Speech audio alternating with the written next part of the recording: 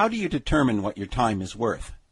Well, let's just talk about this is the importance of this issue, because I think one of the things we have to understand that, and particularly if you're a business owner, if you don't understand what your time is worth, you can never expect your customers to understand what your time is worth.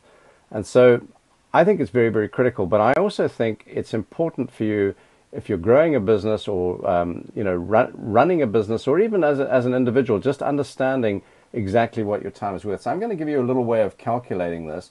I'm going to use some simple mathematics. Now, this may be a lot of money or a little bit of money. It really doesn't matter. It's simply because I can do the division of 100 in my head that we're choosing this number. But let's assume you want to earn $100,000 a year. That means that you're probably only going to work 50 weeks of the year. You may work 49, you may work 51, but let's assume that you're working 50 weeks of the year. That means that you're earning about $2,000 a week. All right. Now, you're only likely to be working 5 days a week, so that gives you $400 a day.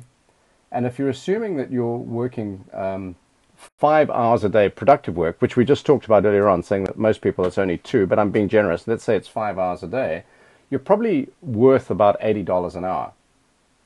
So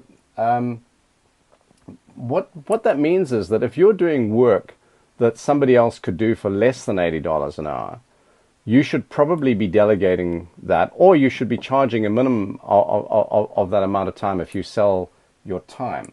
So one of the things I like to tell entrepreneurs is when they're doing a task, so if you're doing photocopying, or if you're going out to buy the milk, or if you're reading your email or doing unfocused reading on the internet or something like that, is what you're doing, $80 an hour work.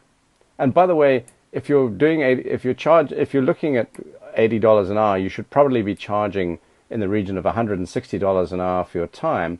So in fact, if you're doing things that you could get somebody to do for $25 an hour, instead of charging the amount of money that you would be doing, the $160 an hour, it's actually costing you $160 an hour to do that, not $25 an hour, or it's not free.